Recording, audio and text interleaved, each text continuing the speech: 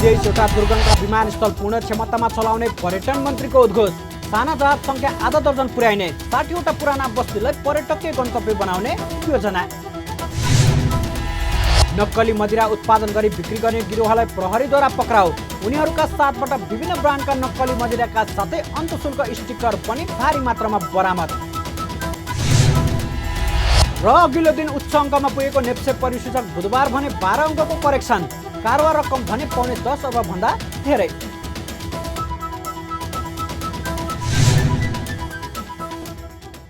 नमस्कार, कारोबार समाचारमा स्वागत छ।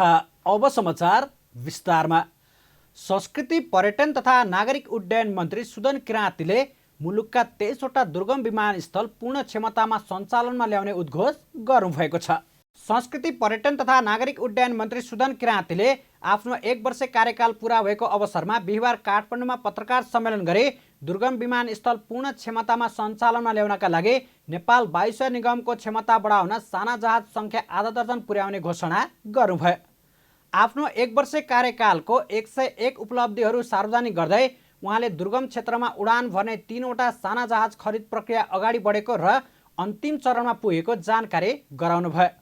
उहाँले सन् 2012वटा ग्राउन्डेड नेपाल वायुसेवा निगमको जहाज 1 महिनामै मर्मत सम्भार गरेर उडान भर्न सुरु गर्ने उद्घोष पनि गर्नुभयो। यसैगरी 3 वर्ष अगाडि ग्राउन्डेड 5वटा चिनिया जहाज बिक्रीका लागि टेन्डर प्रक्रिया अगाडि बढाइएको जानकारी गराउँदै धेरै पर्यटक भित्राउने उद्देश्यले 2वटा न्यारोबडी जहाज लिजमा लिएर सञ्चालनमा ल्याउन प्रक्रिया अगाडि बढाइसकेको पनि बताउनुभयो। दुर्गम क्षेत्रमा उडान भर्ने साना जहाज खरिद प्रक्रिया 3वटा जहाज खरिद प्रक्रिया अगाडि बढेको छ र आज अन्तिम चरणमा पुगेको छ। 2012बाट ग्राउन्डेड भएको टोइनेटर जहाजलाई अब 1 महिनाभित्रमा हामी मर्मत सम्भार गरेर फेरि पुनः उडानमा ल्याउँदैछौँ।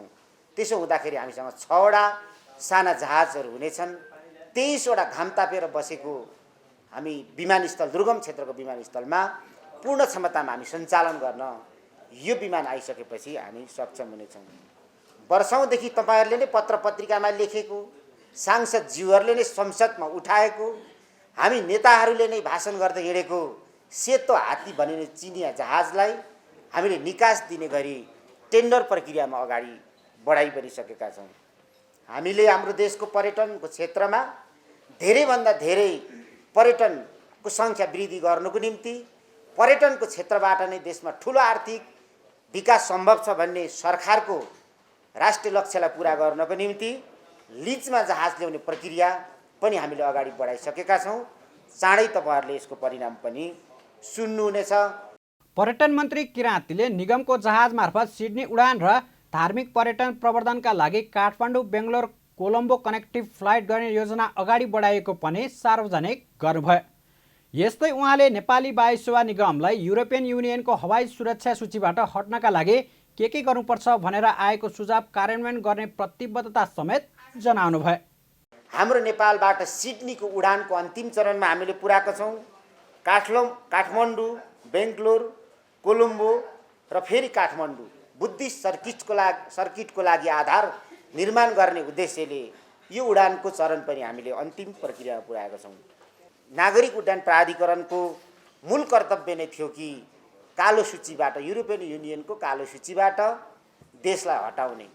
सम्पूर्ण रूपले त्यहाँका कर्मचारी, हामी सबैले, मन्त्रालयले र सम्माननीय प्रधानमन्त्रीज्यूले पनि कति अप्ठ्यारा कामहरूमा साथ दिएर हिजो के कति तपाईँको चाहिँ ढङ्गले कालो सूचीमा परेको थियो भन्ने कुरा यकिन थिएन। कमसेकम आज 12वटा कुराहरू तिमीहरूले सुधार्यौ भने कालो सूची हट्न सक्छ भन्ने जुन हामीमा पत्र आएको छ त्यसलाई कार्यान्वयनको निम्ति हामी अगाडि गइराखेका छौँ। सम्भवतः लाग्छ हामी छिटै नै कालो सूचीबाट पनि मुक्त हुनेछौँ। पर्यटन मन्त्री किराँतीले पर्यटन प्रवर्धनका लागि सरकारले सम्पदा गाउँ निर्माण अभियान सुरु गरेको पनि जानकारी गराउनु भएको छ। उहाँले नेपालमा पर्यटन प्रवर्धनका लागि 60वटा भन्दा बढी पुराना गाउँको खोजी कार्य अघि बढाएको बताउनुभयो। उहाँले पुराना गाउँ नयाँ पर्यटन गन्तव्य बन्ने विश्वास व्यक्त गर्दै सांस्कृतिक गाउँ निर्माण, नयाँ सम्पदा निर्माण अघि बढाउन कार्यविधिको ड्राफ्ट नै तयार पारिसकेको दावी गर्नुभयो। उहाँले आफूले मन्त्रालय सम्हालेको 1 वर्ष पुरा भएपछि उच्च स्तरीय कार्यक्रमतिर प्रवेश गर्ने दावी पनि गर्नुभयो। उहाँले पर्यटन ऐन सांस्कृतिक ऐन लगायतका थुप्रै नीति निर्माण गर्नुपर्ने भएकाले मन्त्रालयले अहिले ऐन निर्माणका लागि आवश्यक काम गरिरहेको स्पष्ट पार्नुभयो। कार्यक्रममै नभएको आजभन्दा 3500 वर्ष अगाडिका बस्तीहरू कस्तो थिए, त्यो सबभन्दा पुरानो बस्ती लुम्बिनीमा थियो भन्ने कुरा प्रमाणित भइसकेको छ। हामीले सम्पदा गाउँ निर्माणको कुरा अगाडि बढाएका छौँ। पुरानो गाउँको खोजी, पर्यटन जहाँ नयाँ पर्यटन गन्तव्य होस् भनेर 60वटा भन्दा बढी पुरानो गाउँहरूको खोजी कार्य हामीले अगाडि बढाएका छौँ।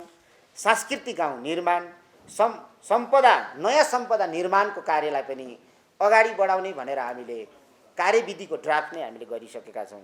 पर्यटन दशकलाई अझ तीव्र बनाउनको निम्ति, यसलाई कार्यान्वयन गर्नको निम्ति कार्यक्रम हामी तयारी गर्दैछौँ र त्यस पछाडि चाहिँ हामी उच्च स्तरीय हाम्रो काममा हामी लाग्नेछौँ।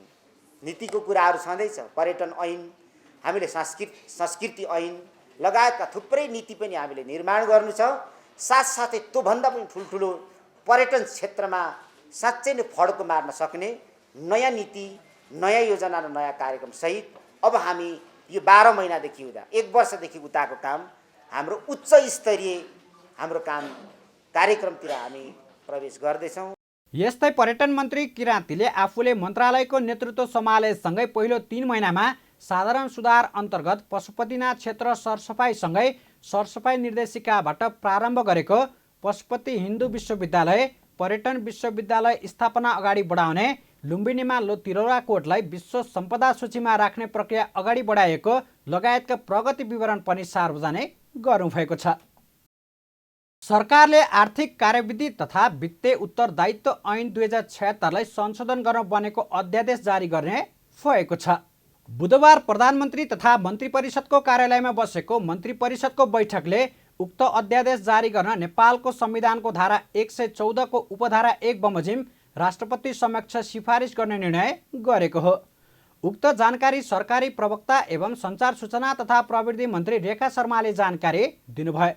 उहाँले गृह मन्त्रालयको प्रस्तावमा राजनीतिक दल सम्बन्धी ऐन 2073लाई संशोधन गर्न बनेको विधेयक सङ्घीय सदन समक्ष पेश गर्ने स्वीकृति प्रदान गर्ने निर्णय भएको पनि बताउनुभयो।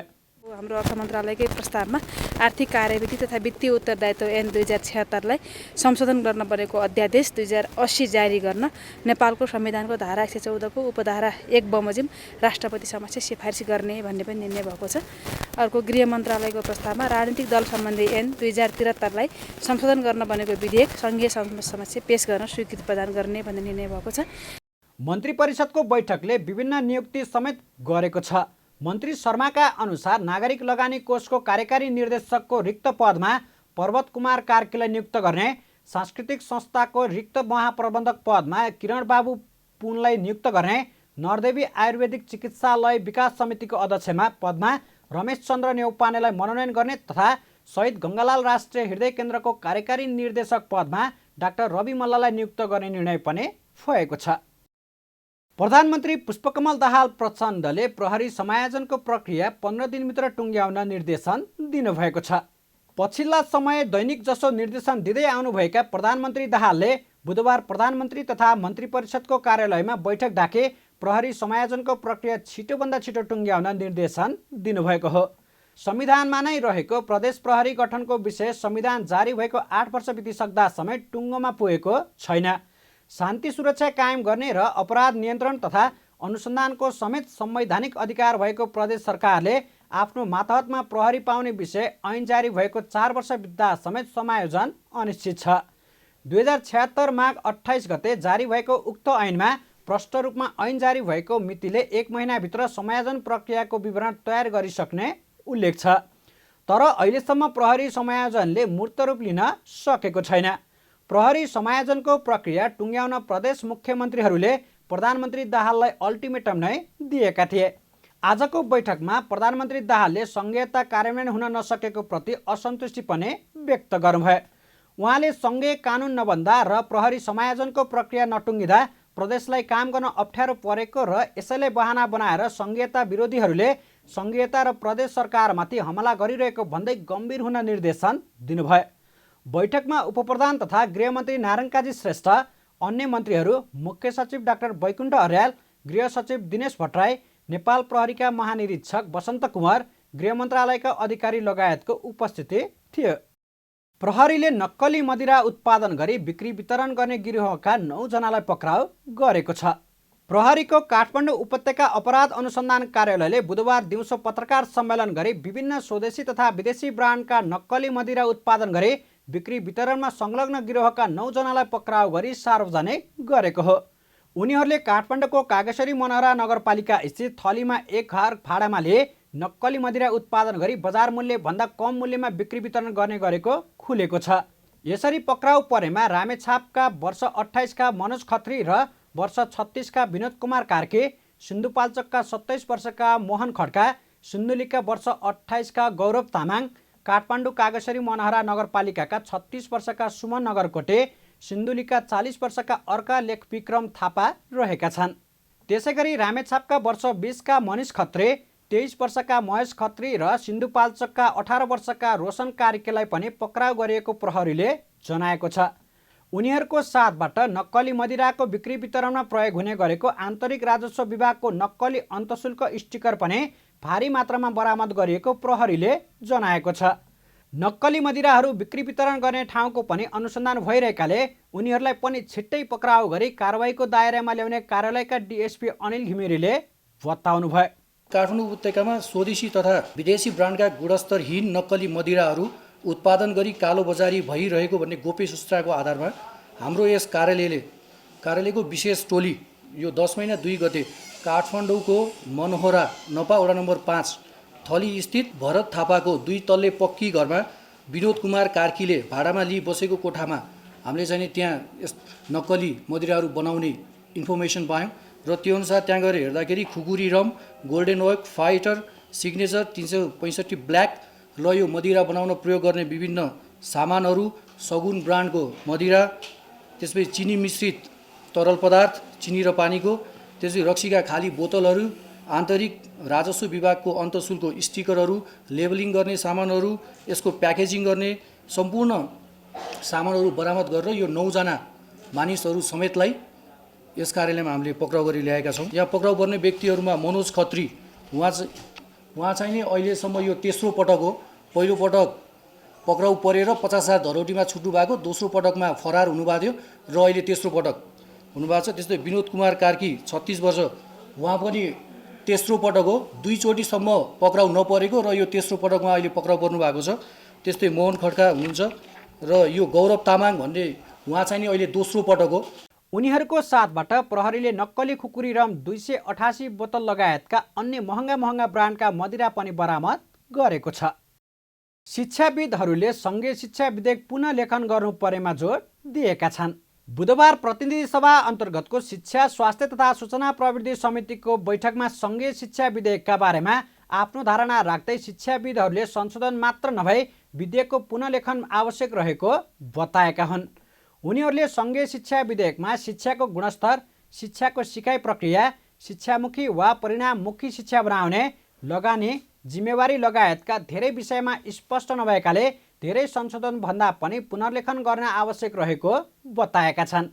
शिक्षाविदहरूले समितिले विधेयकमा संशोधन मात्रै गर्ने नभएर पुनर्लेखन गर्ने ल्याकत राख्न सुझाव पनि दिएका छन्।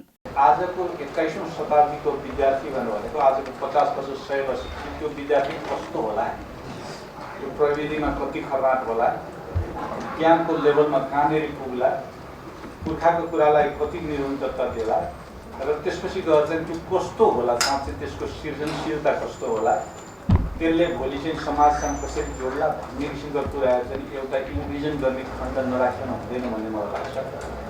त्यो राखिसकेपछि अनि त्यस्तो विद्यार्थीलाई पढाउनको निम्ति, त्यस्तो विद्यार्थीलाई सिकाउनको निम्ति साँच्चै हाम्रो शिक्षक कस्तो हुनु पर्ला त भनेर एउटा शिक्षकहरूलाई त्यो शिक्षक यस्तो हुनुपर्छ भनेर भन्नु पर्यो। त्यो कुराकानी हामीले एकदमै नराखे हुँदैन भनेर भन्नु शल्यक्रिया नै गर्नुपर्ने देखिएको यो विधेयकलाई र शल्यक्रिया धेरै ठाउँमा थियो भने एक दुई ठाउँमा भएको भए त एउटा संशोधन हालेर हुन्थ्यो भनेर हामीले पुनर्लेखन गर्नुपर्छ भन्यौँ। तर के छ भने त्यो पुनर्लेखन गरेर अब यो विधेयक नआइरहेको बेलामा विधेयक चाहिँ आइसकेपछि त्यसलाई पोजिटिभ रूपमा चाहिँ यसको चाहिँ पुनर्लेखन काम कसले गरिदिन्छ त भनेर हामीले शिक्षा समितिलाई पठाइदियो हुन्थ्यो नि त, शिक्षा समितिले गर्न सक्छ भनेर हामीले त्यसरी चाहिँ एउटा शिक्षा समितिले नै यो काम गरोस् भनेर हाम्रो चाहिँ एउटा अनुरोध चाहिँ छ। मेरो खास अनुरोध चाहिँ यहाँ धेरै कुराहरू आएको छ, त्यसैले यसलाई चाहिँ खाली संशोधन हालेर पनि सम्भव छैन जस्तो लाग्छ मलाई। त्यसैले यहाँहरूले त्यसमा प्रयास गर्नुहुनेछ भन्ने विश्वास लिएको छु। अब यसको नेगेटिभ पक्ष भन्नाले कम्पिटिसन रेट चाहिँ निकै नै कम छ अझै पनि, खास गरी माथि 11-12को हेर्दाखेरि त निकै नै घट्छ। अब त्यसमा चाहिँ विभिन्न कारणहरू छन्, तर समक्ष रूपमा हेर्ने हो भने समानतामा चाहिँ यहाँ धेरै नै समस्या छ। त्यसै आखिरमा गएर चाहिँ के देखिन्छ भने अलिकति पोर फ्यामिलिजबाट आएका अथवा चाहिँ डिसएडभान्टेज ग्रुपलाई चाहिँ यो स्कुलबाट चाहिँ छानिँदै माथि जाँदाखेरि चाहिँ समस्या छ। त्यसलाई चाहिँ निराकरण नगर्ने हो भने यसको चाहिँ यसले चाहिँ फाइदा खालि जसले गर्न सक्छन् त्यसलाई मात्र फाइदा हुन्छ, त्यो चाहिँ डेटाले प्रष्ट देखाउँछ। शिक्षाविदहरूले पछिल्लो समय निजी विद्यालयहरूमा परीक्षाको प्रतिफल आएकाले विद्यार्थीहरूलाई निजी विद्यालयमा पढाउँदा राम्रो हुने गलत भाष्य पैदा भइरहेको भन्दै आपत्ति समेत जनाएका छन्। यस्तै शिक्षामा लगानी विगतका वर्षहरूमा भन्दा अहिले घट्दै गएको भन्दै नेपालको शिक्षा प्रणाली सुधारमा लगानी वृद्धि गर्न आवश्यक रहेको पनि बताएका छन्। सञ्चार तथा सूचना प्रविधि मन्त्री रेखा शर्माले त्रिभुवन विश्वविद्यालयले समयमै परीक्षा र नतिजा प्रकाशन नगर्दा विद्यार्थीहरूले विदेश रोज्न थालेको बताउनु भएको छ। बुधबार त्रिभुवन विश्वविद्यालयमा आयोजित एक कार्यक्रममा बोल्दै उहाँले यस्तो बताउनु भएको हो। उहाँले त्रिभुवन विश्वविद्यालयले समयमै परीक्षा नलिने र समयमा नै नतिजा प्रकाशन नगर्ने गुनासोहरू बढेको भन्दै विद्यार्थी सोही विषयलाई लिएर निजी विश्वविद्यालय र विदेशी विश्वविद्यालयतिर बिस्तारै आकर्षित भइरहेको बताउनु भयो। उहाँले अध्ययन, अध्यापन र परीक्षा नतिजा लगायत विषयहरू सूचना र प्रविधिसँग जोड्दा समस्या समाधान हुनेमा पनि विश्वास व्यक्त गर्नुभयो। अलिकति हाम्रो टियुकै तर्फमा केही गुनासाहरू छन्। सरहरू यहीँ हुनुहुन्छ, मुख्य जिम्मेवारी नेतृत्वमा लिनुभएका सरहरू। अब हाम्रा रिजल्टका प्रक्रियाहरू, हाम्रा इक्जामका प्रक्रियाहरू, हाम्रा अरू कुराहरू, सबै कुरामा जे समस्या देखा त्यो गर्दाखेरि विद्यार्थीहरू बिस्तारै विदेशी विश्वविद्यालयतिर, बिस्तारै अब एउटा प्राइभेट विश्वविद्यालयतिर जान पर्ने एउटा बाध्यात्मक स्थिति पनि सिर्जना हुन खोज्दैछ। टियु राम्रो हो, ब्रान्डिङ हो, सबै हो, तर के गर्ने, समयमा रिजल्ट आउँदैन, समयमा कोर्स पुरा हुँदैन भन्ने खालका विद्यार्थीका गुनासाहरू पनि सुनिएको छ। तर मलाई यसमा पनि के लाग्छ भन्नुहुन्छ भने यो परीक्षाको कुरालाई, रिजल्टको कुरालाई, सबै कुरालाई सूचना र प्रविधिमा गाँसेर हामीले लग्यौँ भने के लाग्छ भने यी गुनासाहरू पनि अन्त्य भएर जान्छन्। मन्त्री शर्माले सूचना तथा सञ्चार क्षेत्रलाई राज्यले अत्यावश्यक रूपमा लिन नसक्दा यी समस्याहरू सिर्जना भएको उल्लेख पनि गर्नुभयो। बुधबार शेयर बजारमा करेक्सन देखिएको छ। मङ्गलबार बढेर उच्च अङ्कमा पुगेको शेयर बजार मापन गर्ने नेप्से परिसूचकमा बुधबार 12.10 अङ्कको करेक्सन देखिएको हो। आज नेप्से परिसूचक अघिल्लो कारोबार दिनको तुलनामा 0.55%ले घटेर 2163.06 अङ्कमा झरेको छ। यस दिन वाणिज्य बैंक, विकास बैंक, लघुवित्त र अन्य बाहेकका समूहले समग्र परिसूचक घटेको हो। वित्त समूहको परिसूचक सबैभन्दा धेरै 3.51%ले घट्दा जलविद्युत समूहको परिसूचक 3% हाराहारीमा घटेको छ। यस्तै होटल र पर्यटन, लगानी, जीवन बिमा, उत्पादनमूलक र व्यापार समूहको परिसूचक 1% भन्दा धेरैले घट्दा लघुवित्त र म्युचुअल फन्ड समूहको परिसूचक 1% भन्दा कमले घटेको छ। आज नेप्से परिसूचक गिरावट आउँदा कारोबार रकम भने 10 अर्ब बढीको भएको छ। दिनभर कुल 300 कम्पनीको 3,35,25,000 किता सेयर 9,76,89,00,000 रुपियाँ बराबरमा किनबेच भएको छ। अघिल्लो दिन 2,33,70,000 किता सेयर 8,02,38,00,000 रुपियाँ बराबरमा किनबेच भएको थियो। बुधबार हिमालयन रिइन्सुरेन्सको सर्वाधिक कारोबार भएको छ। कम्पनीको एकै दिन 65,84,00,000 रुपियाँ बराबरको सेयर कारोबार भएको छ। दोस्रो बजारमा कारोबार सुरु भएदेखि निरन्तर सर्किट लागेको कम्पनीको सेयर मूल्यमा बुधबार पनि सर्किट लागेको छ। दोहोरो अङ्कले घटेको बजारमा हिमालयन रिइन्सुरेन्स सहित 4 कम्पनीको सेयर मूल्य सर्किट लागेको छ, जसमा ग्लोबल आइएमई लघुवित्त वित्तीय संस्थाको 10%, नेपाल वेयर हाउजिङ कम्पनीको 10% र गरिमा डिभेन्चर 2085 को 9.89%ले सेयर मूल्य बढेको छ। दोहोरो अङ्कले घटेको बजारमा 3 कम्पनीको सेयर मूल्यमा नकारात्मक सर्किट लागेको छ। इस्टर्न हाइड्रो पावर, भूगोल इनर्जी डेभलपमेन्ट कम्पनी र मुक्तिनाथ कृषि कम्पनीको सेयर मूल्य 10%ले घटेको हो। पूर्व उपप्रधानमन्त्री एवं सत्तारूढ नेपाली काङ्ग्रेसका नेता विमलेन्द्र निधि र भारतको बिहार मुजफ्फरपुरका लोकसभा सदस्य अजय निषाद बीच शिष्टाचार भेटवार्ता भएको छ। भारतको मुजफ्फरपुरमा दुई नेताबीच शिष्टाचार भेट भएको हो। गत आइतबार धनुषाको नगराइन र मुखियापट्टी मुसहरैनिया पालिकाका विभिन्न सीमावर्ती वडाहरूमा निर्माण कार्य अवरुद्ध भएका पुलहरूको स्थलगत निरीक्षण अवलोकन गर्नुभएका निधि सोही विषयमा छलफल गर्न मङ्गलबार निषाद निवासमा मजरपुरमा पुग्नुभएको थियो। सो क्रममा निधिले आफूले पुलहरूको स्थलगत निरीक्षण गर्दा भारतीय सुरक्षाकर्मीहरूले संरचना बन्न नदिएको कारण माथिको आदेश भएको बताएको पनि निषादलाई जानकारी गराउनुभयो। सो क्रममा निधिले आफूले पुलहरूको स्थलगत निरीक्षण गर्दा भारतीय सुरक्षाकर्मीहरूले संरचना बन्न नदिनेको कारण माथिको आदेश भएको बताएको पनि निषादलाई जानकारी गराउनुभयो। पुलभन्दा दुवै देशका नागरिकलाई सहज हुने बताउनुभयो। नो म्यान्स ल्यान्डमा पुल नबने दुई देशका जनतालाई कसरी जोड्ने र आवतजावत कसरी हुने भन्ने प्रश्न गर्दै निधिले आफूहरू नेपालको मात्र नभई सीमावर्ती भारततर्फको जनताको भावना पनि सुनाउन आएको बताउनुभयो। सीमावर्ती क्षेत्र में बहुत सारे विकास के योजनाएं और कार्यक्रम हुआ करते हैं, जिसमें नेपाल और भारत के बीच में आर्थिक समृद्धि के लिए, सांस्कृतिक उन्नति के लिए, धार्मिक उन्नति के लिए, सामाजिक उन्नति के लिए हमारे सीमा पर, नेपाल और भारत के सीमा पर एक ही गांव पालिका में, इनका हमारे जय कुमार जी जो है यहाँ, उनका गांव पालिका है, लेकिन उसमें से नगराइन जो हमारा गांव पालिका भी है, नगर पालिका है। तो चार पुल हमने आज से, एक पुल 10 वर्ष पहले, एक पुल 60 वर्ष पहले नहीं वहाँ का शिलान्यास किया जब मैं मंत्री था, वहाँ भौतिक पूर्वाधार मंत्री। सीमा को टच करता है। नेपाल में उस जगह का नाम है जटही और भारत में उस जगह का नाम है पिपरौन, जो आपके मधुबनी जिला में पड़ता है। तो वहाँ पर एक पुल है, जिस पुल को शिलान्यास किए हुए लगभग 10 वर्ष हो गए, लेकिन वो इसलिए नहीं बन पाया है कि वहाँ एसएसबी वालों ने कहा कि ये नो मैन्स लैंड में पड़ता है। शायद ये भी कहते हैं कि थोड़ा सा दक्षिणी भाग इनक्रोच कर गया है वो भारत के सीमा में। भेटमा भाजपाका नेता समेत रहनुभएका निषादले आफ्नो पार्टीको नेतृत्वमा केन्द्रीय सरकार समेत रहेको बताउँदै गृहमन्त्री अमित शाहसँग कुरा गरेर समस्या समाधान गर्ने बताउनुभयो। निषाद निवासमा राम मन्दिर समुद्घाटनको बधाई पत्र र प्रसाद प्रदान गर्नुभएको थियो। मेरा मानना है कि पुल बनने से दोनों देश का आवागमन जो है सहज होगा, आसान होगा। और पुल तो पहले से बना हुआ है ही, उसका चौड़ीकरण होना है, क्योंकि पहले के समय में लोग ज़्यादा मूव नहीं करते थे, ज़्यादा गाड़ी भी नहीं थी, तो हिसाब के परिस्थिति के हिसाब से पुल बना हुआ है। लेकिन आपके हिसाब से आबादी भी बहुत ज़्यादा बढ़ गया, गाड़ी का भी बहुत ज़्यादा प्रेशर है। तो जो पहले NH हुआ करता था वो 4 लेन में तब्दील हुआ, 4 लेन 6 लेन में, 6 लेन 8 लेन में। तो जैसे जैसे आबादी बढ़ी है, गाड़ी बढ़ी है, तो विकास के नए नए रास्ते भी खुले हैं। तो इसमें जो आपका ये डिमांड है कि पुल की चौड़ीकरण और पुल की लंबाई जो भी बढ़ानी हो, तो मुझे नहीं लगता है कि इसमें कोई समस्या होगी।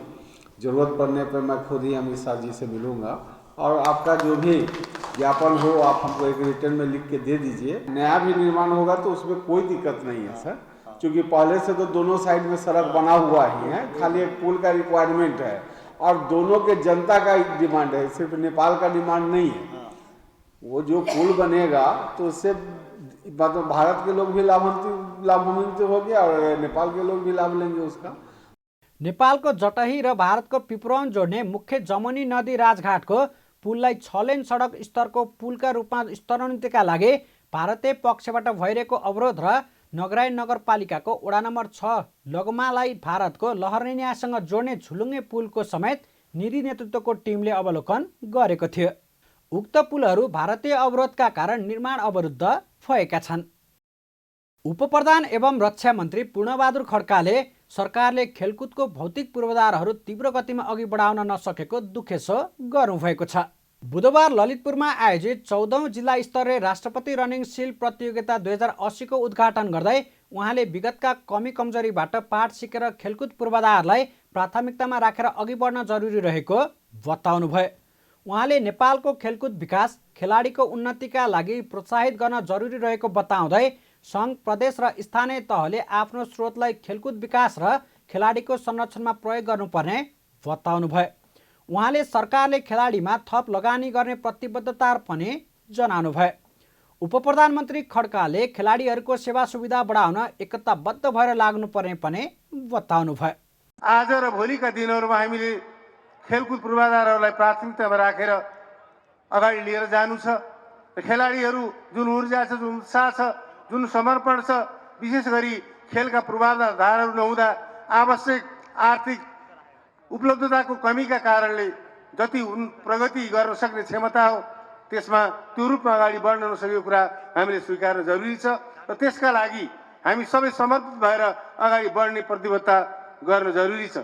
यही सन्दर्भमा सङ्घीय सरकारको तर्फबाट विशेष गरी अहिलेको सन्दर्भमा क्रिकेट रङ्गशालाहरूलाई राष्ट्रिय गौरवको रूपमा अगाडि बढाएर चाँडै अन्तर्राष्ट्रिय स्तरका क्रिकेट रङ्गशालाहरू बनाउने, त्यसै गरी फुटबल रङ्गशालाहरू, इन्डोर खेलहरूलाई चाहिने स्टेडियमहरू निर्माणलाई तीव्र गतिमा अगाडि बढाउने सन्दर्भमा हामी अगाडि बढेका छौँ। त्यसै गरी प्रदेशका सरकारहरूको तर्फबाट स्थानीय तहले पनि आफ्नो तर्फबाट सक्दो प्रयत्न गरिरहेको सन्दर्भमा फेरि पनि हामी एकताबद्ध भएर सङ्घ सरकार, प्रदेश सरकार, स्थानीय तह सरकार एकताबद्ध भएर खेलकुदको विकास उन्नतिको लागि, भौतिक पूर्वाधारको विकासको लागि, खेलकुद सामग्रीको लागि, खेलाडीहरूलाई प्रोत्साहित गर्नका लागि, सेवा र सुविधाहरूलाई बढाउनुको लागि हामी एकताबद्ध भएर अगाडि लाग्नु छ। त्यसका लागि म सङ्घ सरकार, प्रदेश सरकार र स्थानीय सरकार तीनै सरकारको तर्फबाट यो प्रतिबद्धता व्यक्त गर्न चाहन्छु। कारोबार समाचारमा अब सुन, चाँदी र विदेशी विनिमय दर सम्बन्धी जानकारी।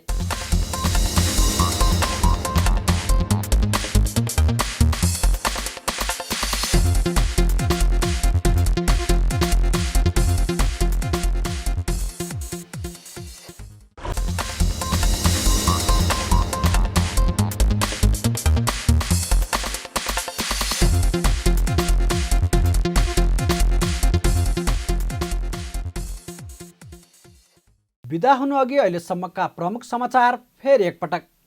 23वटा दुर्गमका विमानस्थल पूर्ण क्षमतामा चलाउने पर्यटन मन्त्रीको उद्घोष।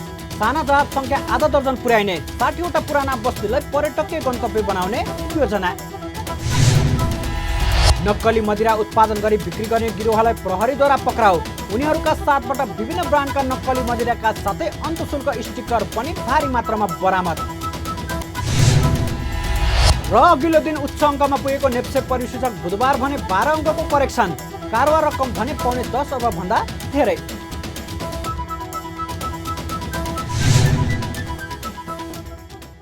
कारोबार समाचार सकियो। हामीलाई बिदा दिनुहोस्। नमस्कार।